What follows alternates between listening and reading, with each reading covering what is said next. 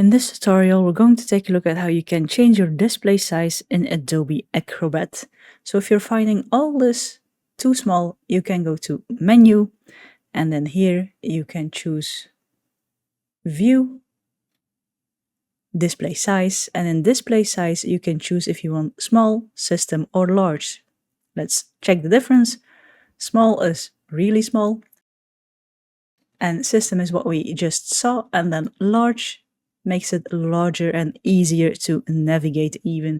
So go to Menu, go to View, and here you can choose your display size to make it bigger or smaller depending on what you're looking for.